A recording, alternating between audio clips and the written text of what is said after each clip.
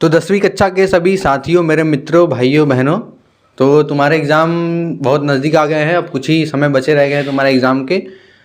तो हम लोग, जैसा कि तुम सभी थंबनेल पे देख कर ही आए हो कि कम समय में अच्छे मार्क्स कैसे ला सकते हैं, मतलब अच्छे नंबर कैसे ला सकते हैं।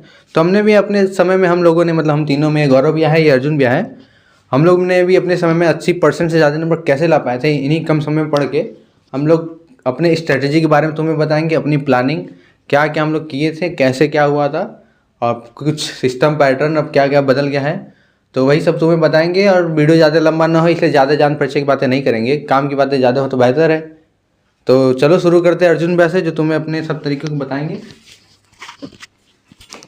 हाँ तो भाई लोग, हाँ मेरा नाम अर्जुन है, जैसा कि भैया भी बताए गए हैं। हाँ तो देखो, अब क्लास 10th में हो तुम लोग, और नवंबर का महीना लगभग ख़त्म ही होने वाला है। मान के चलो 2-3 दिन में ख़त्म ही हो जाएगा। और तुम लोग का पेपर कब चलने वाला है? फरवरी के अंत में, या फिर मार्च के स्टार्टिंग से ही 10 का बोर्ड का एग्ज़ाम चलने वाला है। अब देखो भाई, 10 में हो और समय भी अब ज़्यादा रह नहीं गया है। अब अच्छा मार्क्स लाने के लिए क्या करोगे?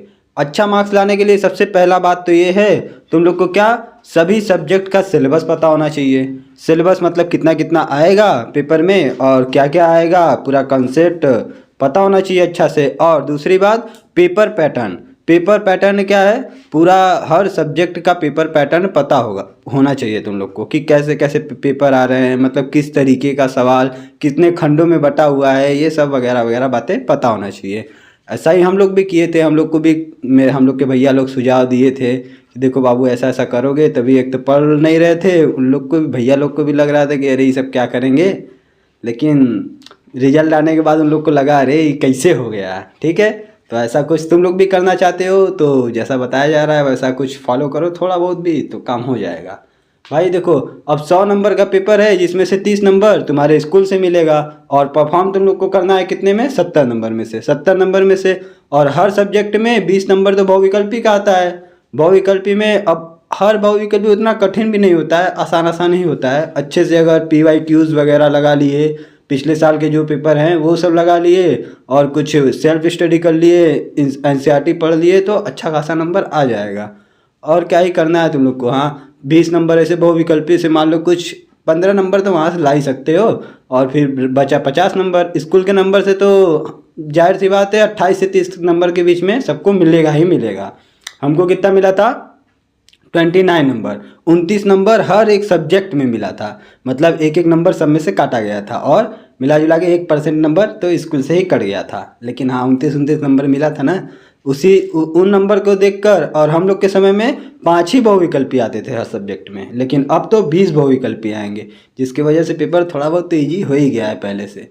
और देखो क्या करना है, अब हमको क्या 29 नंबर हर स्कूल से मिला है, मतलब स्कूल से मिला हर सब्जेक्ट में। और क्या किए, पेपर में अच्छा खासा सेल्फ स्टडी किए, कुछ भैया लोग का एडवाइस सलाह माने, और पढ़कर मेहनत करके अच्छा खासा नंबर गेन किए। मेरा नंबर है पूरा कितना? 81%, 81.33%। सोच लो, अच्छा से अगर मन लगा के पढ़ने की बात करो तो फरवरी में ही हमारा एग्ज़ाम शुरू हो गया था, और दिसंबर से, सोच लो दिसंबर आने वाला इसी समय था, वही ठंडी का समय था। ऐसे ही मन से पढ़ना चालू किए हम, और हमारे एक मित्र है, उसी के साथ हम लोग साथ में ही पढ़ते थे, तो उसी से इंट्रोड्यूस कराने वाले हैं अब तुम लोग को। आइए गौरव भैया।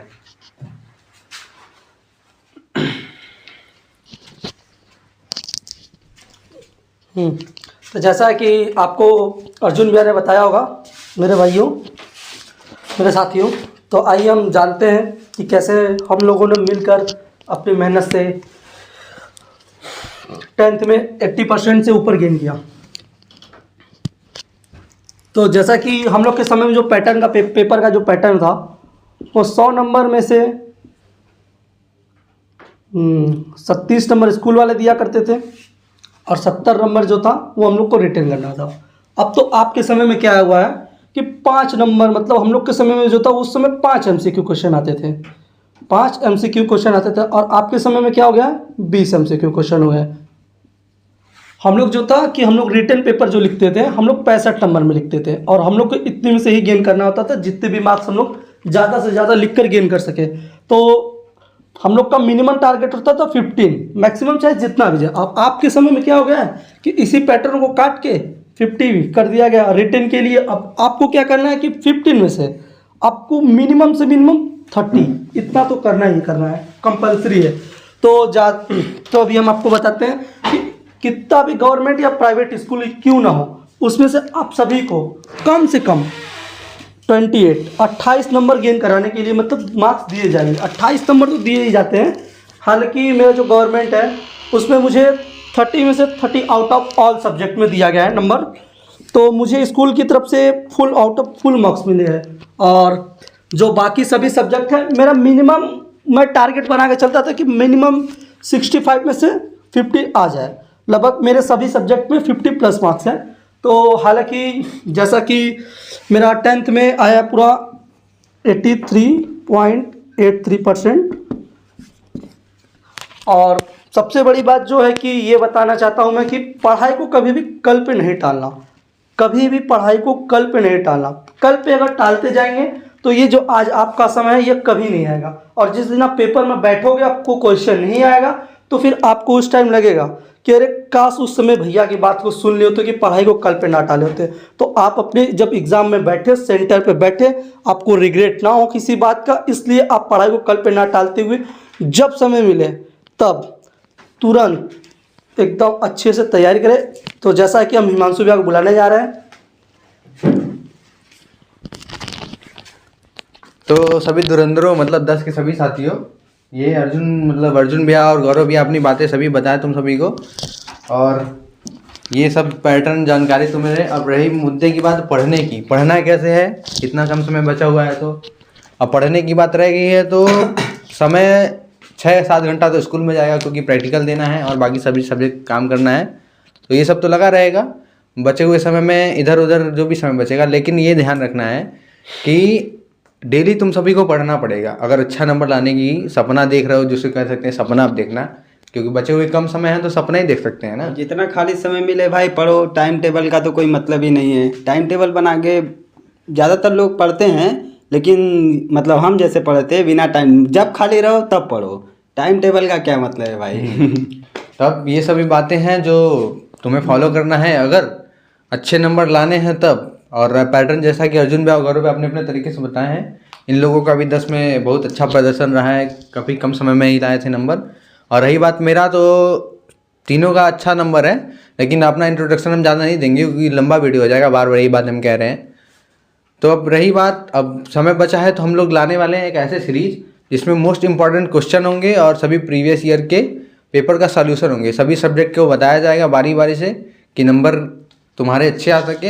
हर दिन एक नई नई चीज़ें रहेंगी, उस पर नई जानकारियाँ रहेंगी 10 से संबंधित, क्योंकि चैनल का नाम है 10वीं कक्षा। तो अभी फ़िलहाल में 10 के सभी भाइयों बहनों, क्योंकि अभी हम लोग सर कहने के लायक अभी नहीं हुए हैं, तो हम लोग तुम्हारे भाई ही हैं, बहन नहीं कहो, भाई हैं। तो सभी हमारे जो तुम लोग अभी हमसे छोटे हो फिलहाल में, हाँ, तो फिलहाल में भी तुम लोग हमसे छोटे हो और जानकारी हमसे देते रहो, तुम्हारा काम हो जाए और तुम अच्छा नंबर ला पाओ, यही हम लोग अपनी कल्पना करेंगे, इच्छा करेंगे। और अब नए सिरे से हम लोग अपना स्टार्ट करने वाले हैं सीरीज। अब नया वीडियो आने वाला है जल्दी हम लोग का। अब तुम लोग बताना कमेंट करके नया वीडियो में कि कैसा लगा। अब मिलते हैं अगले वीडियो में एक नए तरीके के साथ, एक नई शुरुआत के साथ। तब तक के लिए जय हिंद।